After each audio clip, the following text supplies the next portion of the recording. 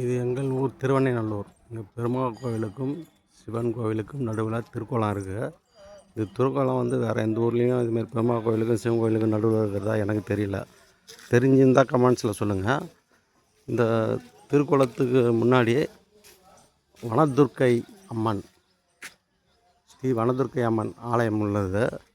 வனதுர்க்கை அம்மன் என்பவர் காட்டுக்கு வனத்துக்கு காவல் தெய்வம்னு சொல்லுவாங்க. அந்த காலத்தில் முனிவர்கள்லாம் தவம் செய்யும்போது வனதுர்க்கை தான் காவலாக இருப்பாங்க.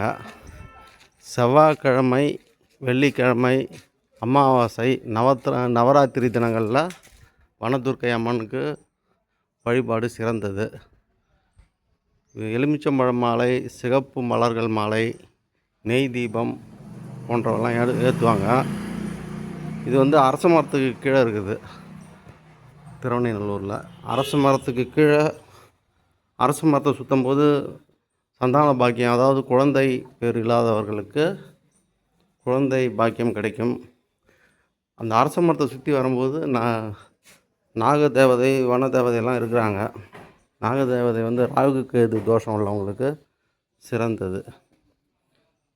செவ்வாய்க்கிழமை, வெள்ளிக்கிழமை வந்து பூஜை செய்வாங்க.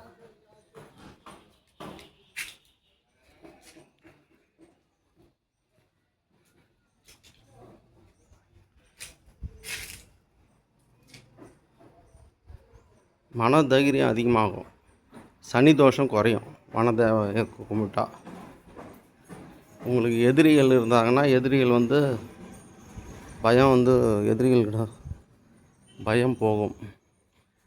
தைரியத்துக்கு, மன தைரியத்துக்கு உகந்த கடவுள் ஸ்ரீ வனதேவதை துர்க்கை அம்மன்.